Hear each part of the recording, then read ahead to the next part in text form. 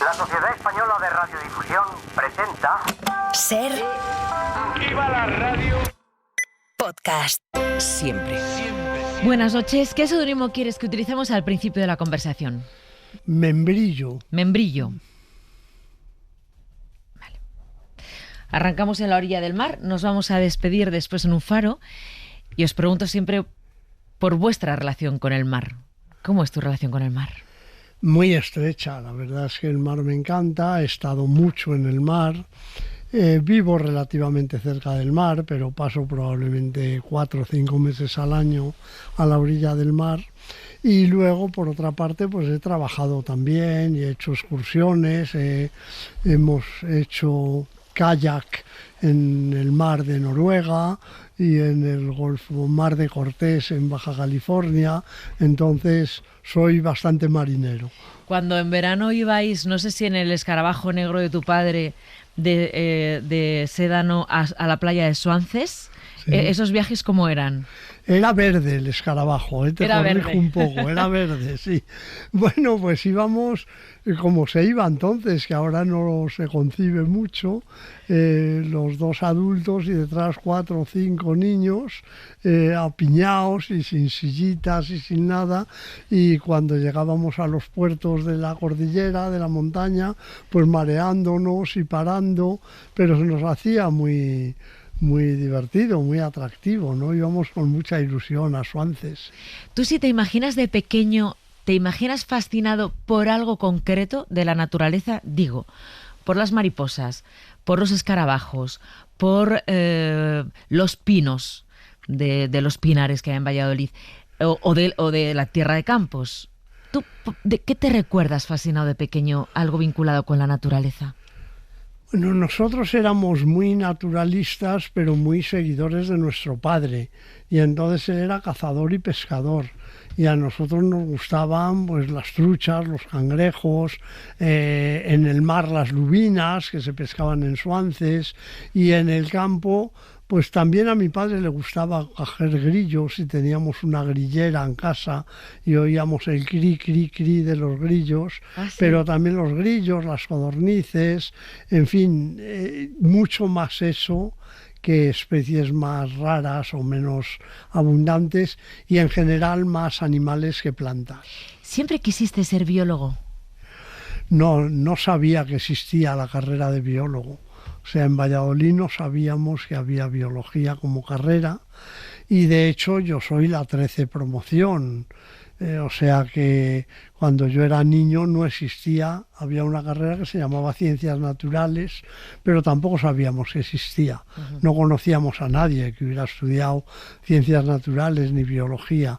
Yo de niño quería ser ingeniero de montes, y de niño y de joven, de adolescente, porque era lo que nos parecía más cercano a la naturaleza. Los ingenieros de montes te daban la licencia de pesca y la licencia de caza y repoblaban con pinos y bueno, entonces esa era mi aspiración y hasta primero de carrera que se hacía en Valladolid no supe a través de un catedrático de biología que venía de Barcelona, se llamaba José Planas, y me llamó y me dijo, ¿a ti qué te gusta? Y se había hecho amigo de mi padre, y me dijo, tú lo que quieres eres biólogo, pero no lo sabes. Y él fue el que me convenció. Sí, siempre has hablado de este profesor 17, como alguien que te marca a los en tu 17 vida, años ya fue eso, antes no lo había pensado nunca. Te voy a poner un sonido que yo sé que te va a llevar a alguien con quien tuviste mucha relación, y ahora me cuentas.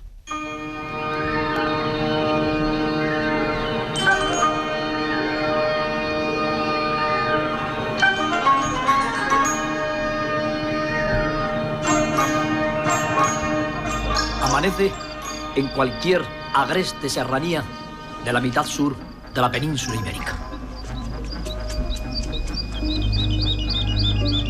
Se retiran los cazadores de la noche. Inician la jornada de caza los depredadores y carroñeros diurnos.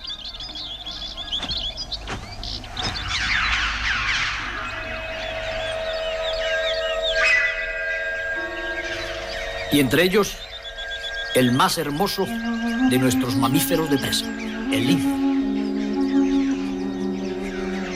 podríamos llamarle la última fiera de España.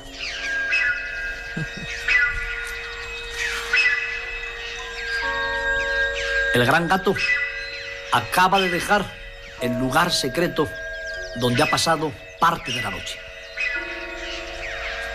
Desciende, siguiendo su campeo, hacia la umbría, donde tratará de dar alcance a sus presas más frecuentes, los conejos. ¿Qué le enseñó Félix Rodríguez de la Fuente a Miguel Delibes de Castro? ¿Qué te enseñó Félix Rodríguez de la Fuente? ¿O qué aprendiste con él? ¿O qué relación tuvisteis? Tuvimos mucha relación porque trabajamos 3 años juntos para hacer la enciclopedia Salvat de la Fauna. Que yo la tenía. Salvat Sí. había alquilado un chalet en el barrio del Viso, que también le servía en la parte de abajo de oficina, de distribución y de más comercial, pero la parte de arriba del chalet era solo para los que hacíamos fauna, y ahí íbamos a diario y Félix iba muchos días, siempre que no estaba de viaje. Y entonces establecimos muy buena relación, yo creo que nos teníamos mucho aprecio mutuo, pero particularmente a mí me enseñó cómo contar las cosas. O sea que al principio me corregía mucho y luego lo acabé haciendo bien, pero él tenía su técnica de no solo esa facilidad de expresión y de esa entonación tan característica, sino también decía, hay que empezar pues un poco como Alfred Hitchcock, ¿no? Presentando como un problema, una intriga, aunque sea muy pequeñita, y luego ir dejando pistas, pero hasta el final no hay que resolverlas para intentar captar la atención y cosas de estas. Ah, qué ¿no? bueno, claro, y esto, claro. Sí, sí. pues lo aprendí con él, y luego estuve 3 años escribiendo fascículos de animales, con lo cual pues me solté mucho a escribir, Claro. ¿no? Es un poco la traducción del lenguaje académico a un lenguaje popular, a que la gente lo entienda, a que lo entienda como las historias que tienen que ver con nosotros. Sí, en mi caso fue un poco al revés, porque yo no era científico, yo no era nada académico. Fue el mismo día que acabé la carrera, el día que hice el último examen, recibí la llamada de una secretaria de Rodríguez de la Fuente para ofrecerme trabajar con él. Y pensé que era una broma, porque claro, esa coincidencia cuando acabas la carrera que dices, ¿y ahora qué hago, no? Y bueno, yo era pues una persona sin preparación ni académica ni de comunicación, y él me enseñó más la manera de comunicar a la gente normal, ¿no? Y luego eso me fue muy útil también en la vida académica, porque en la vida académica también hay que convencer de tus argumentos a los que te leen, y esto, si lo cuentas bien, es más eficaz que si lo haces mal, ¿no? ¿Por qué Miguel Delibes de Castro se ha puesto Membrillo de seudónimo? Bueno, cuando me has dicho que había que poner un seudónimo, he pensado, a ver, un nombre de Doñana. Y supongo que porque mi hermana Camino, hace poco tiempo, unas horas, me ha regalado una fuente con membrillo que ha hecho en su casa, pues me he acordado del lucio del membrillo. Se me hace la boca agua.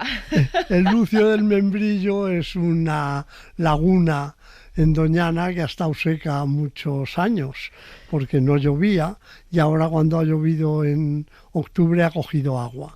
Y le llaman membrillo, parece porque el nombre venía de lebrillo, porque brillaba. Miguel, te he traído el sonido de Doñana. Tú llegas en el año 72. No sé si Doñana sonaba así, esto es un sonido de Carros de Ita, que ha grabado Carros de Ita, o esto eran otros tiempos. Vamos a escucharlo, me dices. Y lloviendo, ¿eh?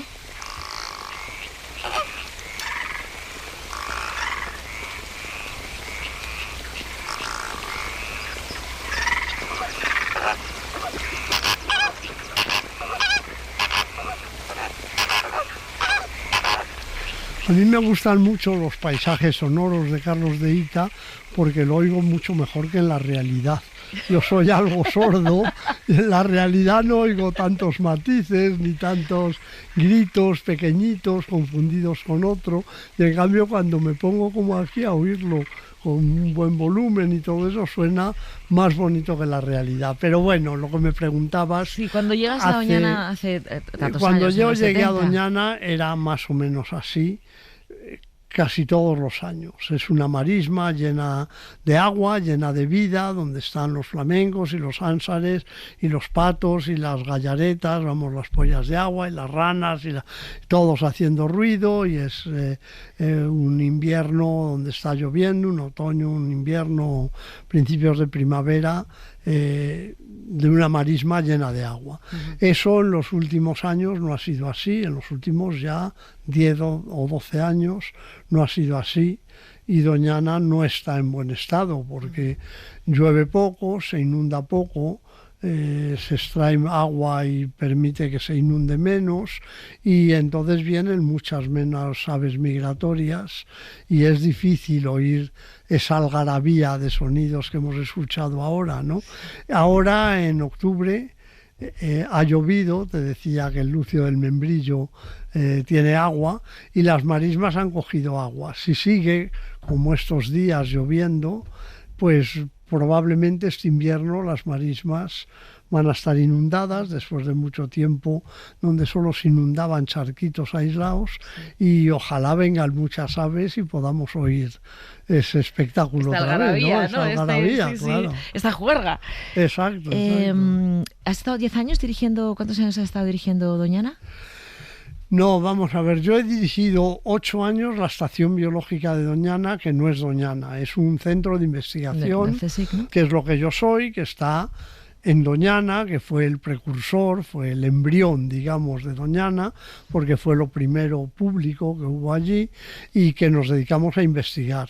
Y luego he estado 13, me parece, 11, como presidente del Consejo de Participación de Doñana, que tampoco es Doñana, pero eso sí que ya tiene que ver con el conjunto y es un órgano de debate y asesor para intentar llegar a acuerdos, ¿no? O sea, por un lado 8, por otro 11, pues unos Casi 20 años. Sí. En estos 20 años, ¿has notado claramente los efectos del cambio climático? Hablabas del lucio del membrillo, que ha llegado a estar seco y con unos cuantos charquitos, o seco del todo, eso en muy poco tiempo, en apenas 2 décadas. Sí, a mí me llama mucho la atención. No, yo he estado en Doñana 50 años. Sí, o sea, sí, claro, desde los 70, lo claro. que comparo yo interiormente, para mí íntimamente, es hace 50 años y ahora. Eso, es lo que ha pasado en 50 años, sí. ¿No? Realmente, si tengo que poner un cambio más reciente, serían los últimos 10 o así, donde se ha acelerado mucho el proceso de calentarse y secarse. Antes podía venir un año de sequía, pero teníamos casi la certidumbre de que al año siguiente llovería.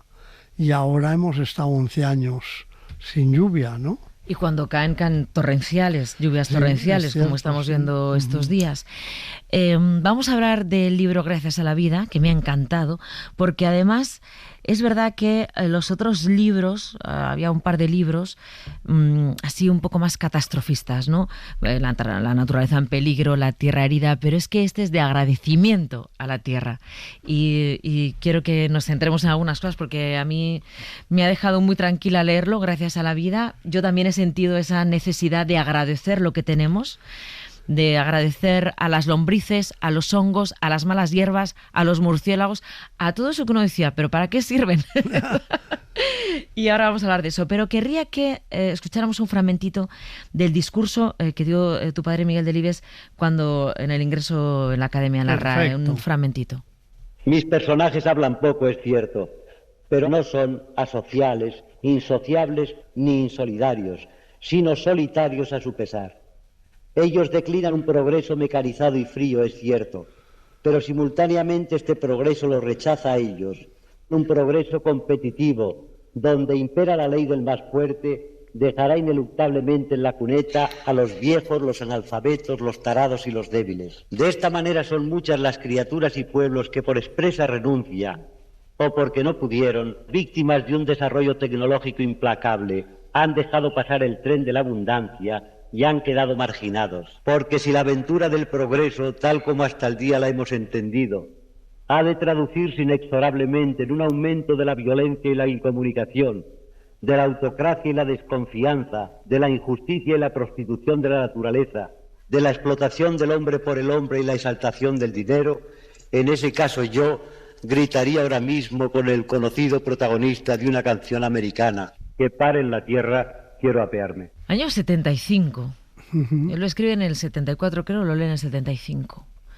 Está considerado uno de los primeros discursos ecologistas, el primero de este país, y es sorprendente lo visionario que fue Miguel Delibes en este texto, ¿no? En este discurso, en cuanto a la economía, al progreso, a los efectos que iba a tener. Es verdad. Yo creo que ahora percibimos mucho mejor que lo que hemos llamado progreso hasta la mitad del siglo pasado, los años 60, 70, al menos en el mundo occidental, no puede mantenerse, es insostenible, y ahora sabemos con argumentos científicos que hay que parar la tierra, un poco como dice él, ¿no? Sí. Que tenemos que pararnos, disfrutar con menos cosas, no aspirar a seguir creciendo y produciendo y vendiendo más cada vez, ¿no? Y esto que entonces se percibía más o menos débilmente, y ahora es más general, mi padre tenía esa sensación de que ocurría desde antes, porque él decía en el discurso que cuando escribió El Camino en 1950, por ejemplo, sí, ya pensaba que la felicidad de un niño de 10 años era quedarse en su pueblo, con su pandilla, con sus amigos, con las cosas del pueblo, y no irse a progresar estudiando interno en la ciudad, ¿no? Eso se consideró muy antiguo, que era muy conservador, que no. Y él quería defender con este discurso que eso era una forma de decir que podíamos ser felices conformándonos con menos cosas, y sin necesidad de estar siempre conquistando más, ¿no? Vamos a escuchar el Gracias a la vida de Violeta Parra, en la voz de Violeta Parra, porque ha tenido miles de versiones. Y ahora me cuentas, ¿por qué lo vinculas con Violeta Parra? En la introducción del libro haces alusión al suicidio de Violeta Parra al año, creo, de haber escrito y compuesto esta canción. Y yo decía, no es un libro nada catastrofista, porque no lo es, Gracias a la vida, no lo es. Pero sí es... sí deja claro que podríamos estar ante una especie de suicidio con respecto a la naturaleza, ¿no? Y entonces la escuchamos, la canción, que es bellísima, y ya pasamos a hablar del libro Gracias a la vida.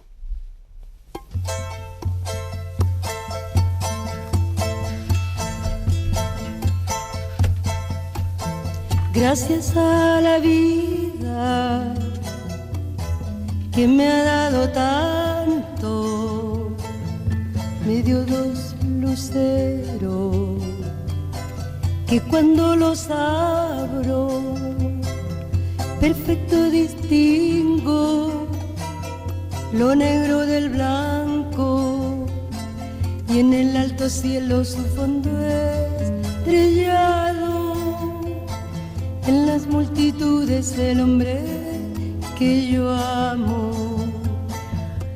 Escribe Miguel Delibes de Castro en Gracias a la vida, este libro publicado por Destino. El subtítulo es La naturaleza indispensable. Dice, recordemos que solo un año después de componer Gracias a la vida, esa celebración de la existencia, Violeta Parra se suicidó. Algo de lo que recibía de la vida falló y decidió que no merecía la pena seguir. Destruyendo la naturaleza, la humanidad está en trance de suicidarse también, aunque nos cueste admitirlo y ocurra muy a nuestro pesar. Chubasco y la voz tan tierna de mi bien amado. Miguel, fíjate que hablamos de todo en los medios de comunicación. Hablamos muchísimo de todo, de cualquier tema, y poquísimo de naturaleza. Muy poco de naturaleza, y en la tele también muy poco de naturaleza. Yo creo que es necesario, bueno, me conformaría con que después de leer este libro la gente se diera cuenta de que la naturaleza está haciendo cosas que nos rodea y hace cosas que nos vienen bien y algunas mal. Hemos puesto el énfasis en 2000 años o 10.000 años o más en las que nos hacen mal. Por eso decimos qué malos son los mosquitos, qué malos son los microbios, qué malos son, sin considerar que la mayoría son buenos y los necesitamos, que malos son en general unos pocos, ¿no? A mí me gustaría que se hablara más de naturaleza en este sentido, explicando no solo que es bonita, como puede ser un escenario en un teatro, que dices, qué bonito es el atrecho, qué bien está hecho, sino que son actores que están haciendo cosas. Esto me lo ha dicho un lector del libro y me conmovió. Claro, Y digo, es que ahora verdad. voy al campo y digo, ese árbol ahora está liberando oxígeno que luego voy a respirar yo, y lo veo con otros ojos. Sí. Y creo que en los medios podéis explicar también este tipo de cosas. Es que además me ha gustado mucho que el agradecimiento, o sea, hay varios capítulos, gracias a las malas hierbas, gracias a las lombrices, gracias a los buitres, gracias a las ostras. Son esas cosas en las que no caíamos que teníamos que estar agradecidos. El papel de las lombrices, de las malas hierbas, de las ostras, de los buitres, de los murciélagos, en nuestra vida cotidiana, en que tú lo explicas muy bien al principio, claro, lógicamente, ¿no? Dices, comemos, respiramos y vivimos porque hay lombrices que hacen su labor, porque hay murciélagos que hacen su labor, Claro. porque hay buitres que hacen su labor. Claro, Claro, yo... tú ves un bosque y dices, qué maravilla, una montaña, qué maravilla, un oso, qué maravilla. Claro, una lombriz, dices, ñe. Bueno, eso es, no sé si un poco trampa, no sé si es un poco trampa de escritor, pero claro, yo sabía lo que quería contar, que obtenemos medicamentos de la naturaleza, que el suelo es fértil y nos da de comer porque está vivo, que alguien tiene que descomponer lo que cae al campo, porque si no, si dejamos que lo hagan solo los microbios, habrá más microbios malos, que son los que viven en la descomposición, ¿no? Que, no sé, pues todos ese, que alguien tiene que polinizar las cosechas. Pero eso lo tenía claro. Sí, pero espera, luego había que decir... Vamos a explicar eso. Por Sí. ejemplo, las lombrices, ¿qué hacen? O sea, fabrican el suelo. Las lombrices destruyen o se alimentan, pues por ejemplo, de hojas secas y de otros residuos que hay en el campo, en el suelo, y al alimentarse de ellas echan tierra donde ya están esas hojas descompuestas, y a eso lo atacan los hongos y las bacterias, y así consiguen liberar el abono que hace posible el crecimiento de las plantas, ¿no? Cuando nosotros echamos, no sé cuál, un abono, siempre se echaba, pues decíamos, boñigas de vaca. Sí, Hay que sí, echar sí, ahí sí, en sí. un tal y cual. Sí, sí. Eso la planta no lo puede coger. No coge el resto de la vaca, de la caca de la vaca. Tiene que descomponerse en el suelo hasta convertirse en lo que llamamos nutrientes, en productos muy sencillos que son los que las raíces de la planta pueden aprovechar, ¿no? Está limpiando Está el campo haciendo para ese nosotros. trabajo. Vale, claro. los buitres. Los buitres me ha gustado mucho porque a mí me parecen también unas aves fascinantes, pero en el libro lo pones, tienen mala fama, ¿no? Fondos buitre. Este Claro. tipo es un buitre. Claro. No seas buitre. Como que te quedas, ¿no? Como que un animal carroñero, o sea, como lo utilizamos Efectivamente, como crítica, nunca como una Efectivamente, virtud, sí. ¿no? Y en cambio, ¿qué hacen los buitres, Miguel Bueno, Delibes? los buitres, me has preguntado por las lombrices y están un poco en esa línea, lo que pasa es que a una escala más grande de tamaños, ¿no? Los buitres consiguen que cuando se muere un ciervo, una vaca, un jabalí, desaparezca en horas, una oveja, ¿no? Si no hubiera buitres, habría que dejar que se descompusiera sola se producirían allí muchas bacterias de las que generan toxinas, de las que son malas, de la carne podrida, que esas nos enfermarían más, tardaría mucho en descomponerse, habría mal olor en el tal, o habría, que se hizo después de la enfermedad de las vacas locas, que recoger todos esos cadáveres con unos señores, unos camiones, llevarlos a unas incineradoras, es decir, nos costarían mucho dinero. Ese papel de recoger cadáveres en el campo y incinerarlos, de alguna manera, lo hacen los buitres gratis. No pretendo que este libro sea como de San Francisco de Asís, ¿no? Que todo haya que defenderlo porque es bueno, no. Ahí somos un mundo con 8.000 millones de personas y hay un montón de especies que se están aprovechando de nosotros, que viven en nuestras casas, en nuestras ciudades, y que entonces son abundantísimas, y hay muchísimas, y están tan fuera de lo que podríamos llamar, entre comillas, equilibrio ecológico como nosotros mismos.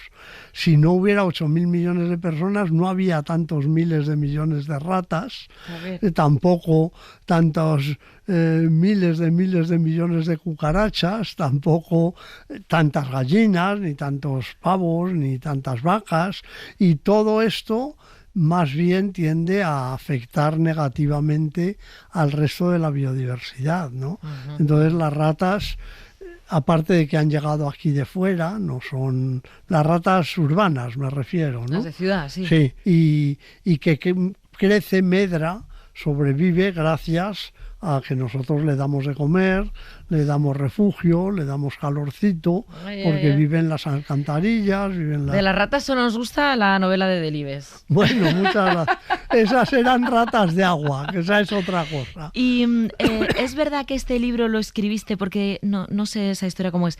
¿Habías hablado con tu padre de escribir algo juntos? ¿Cómo es esa historia? No, la historia es que cuando hicimos juntos La Tierra Herida, que fue un libro que publicamos hace 20 años, mi padre se ponía, que era hombre muy sensible, se entristecía mucho de que se perdieran los pájaros, los peces, pero no le parecía que fuera grave.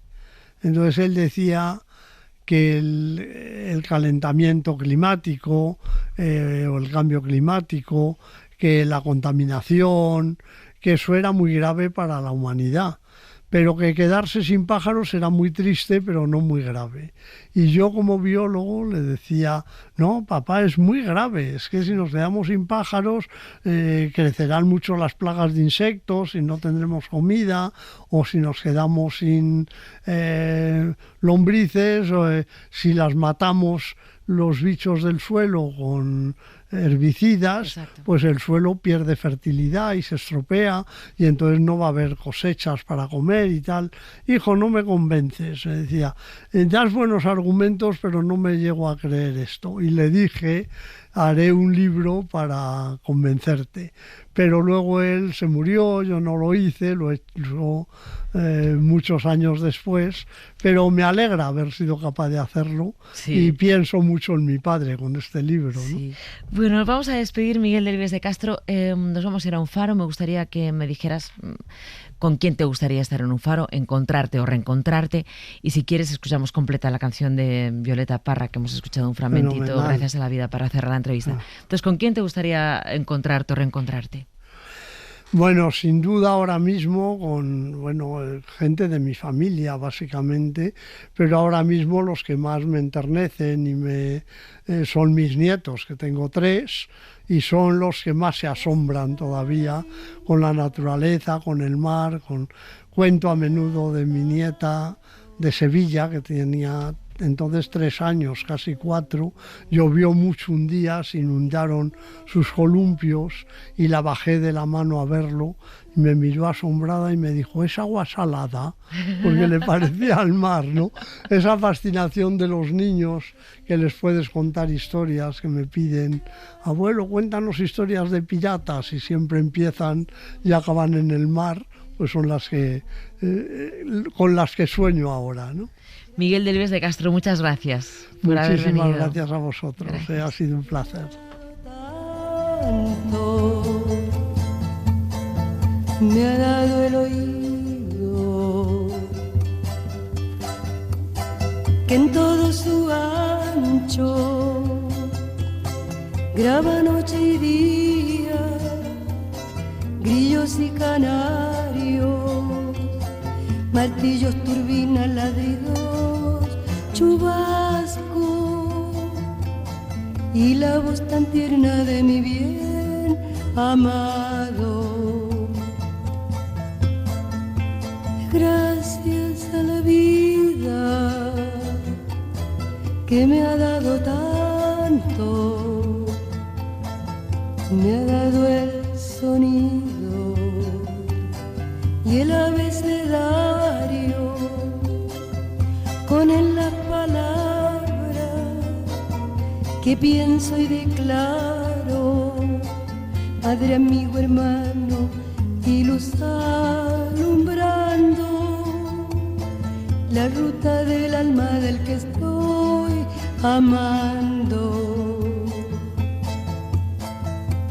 Gracias a la vida que me ha dado tanto. Para no perderte ningún episodio, síguenos en la aplicación o la web de la SER, Podium Podcast o tu plataforma de audio favorita.